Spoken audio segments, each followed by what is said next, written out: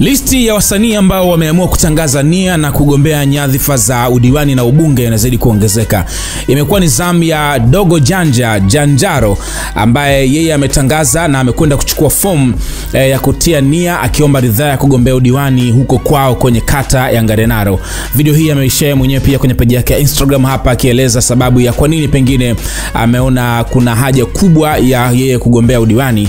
Anasema yuko tayari kuwatumikia wananchi wa kwao kwa sababu huko ndiko ambako amezaliwa, anajua changamoto za huko. Kwa hiyo alipofika kwa sasa anahisi ni wakati sahihi kabisa yeye kuwatumikia wananchi. Ameandika pia, wakati ni sasa Ngarenaro, kata ya Ngarenaro nimezaliwa, nimekulia, nimeishi. Sasa ni wakati wa kuwatumikia wananchi wenzangu na kushirikiana nao katika kusukuma gurudumu la maendeleo ya kata yetu.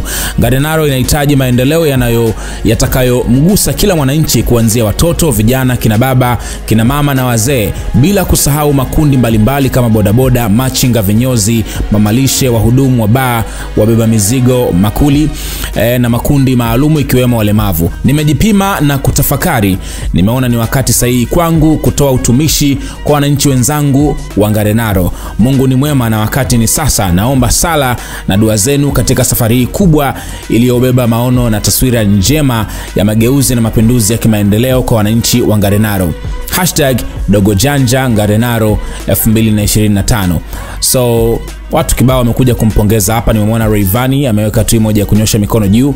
Mashabiki nao pia wengi wamepita hapa. Ndaro mchekeshaji ameandika Mheshimiwa Dogo Janja na wengine pia wengi ambao wanapita kwa ajili ya kumpa kila laheri na hongera kwa uthubutu huu wa kuamua kugombea udiwani kata ya huko kwao ambayo inaitwa Ngarenaro, ndiko ambako amezaliwa.